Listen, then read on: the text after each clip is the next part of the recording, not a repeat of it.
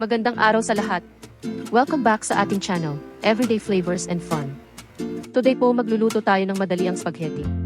Ito po ang ingredients: spaghetti noodles, Filipino-style spaghetti sauce, bawang, sibuyas, carrots, sweet ham and breast part ng manok.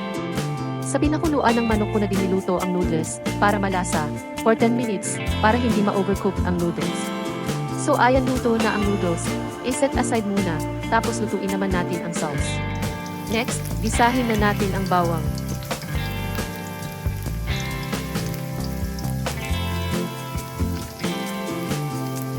Isunod natin ang sibuyas.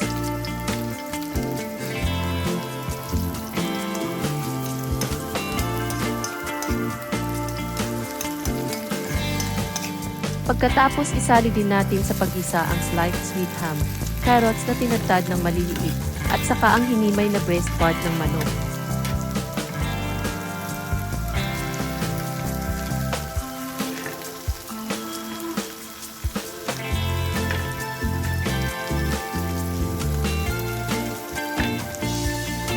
Haluin para mix ng maayos lahat ang ating ingredients.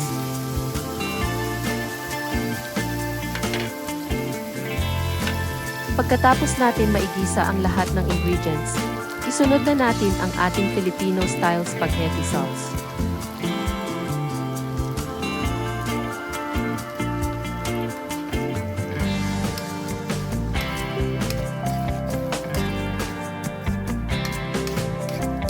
Nilagyan ko din ng paminta para malasa, and isang kutsarang asukal. Gusto ko po kasi medyo manamis-namis, so depende na po sa inyo if gusto nyo din lagyan, basta naayon po sa inyong panlasa. Hayaang kumulo ng mga 10 to 15 minutes ang pinaghalong sangkap. Luto na ang ating sauce.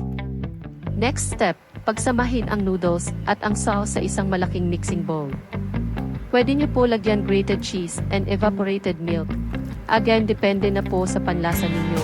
Ako po kasi craving ko simpleng spaghetti lang. If nagustuhan nyo po ang video na ito, please click the like button, and kung hindi pa po kayo subscriber, please don't forget to subscribe. Thank you po for watching.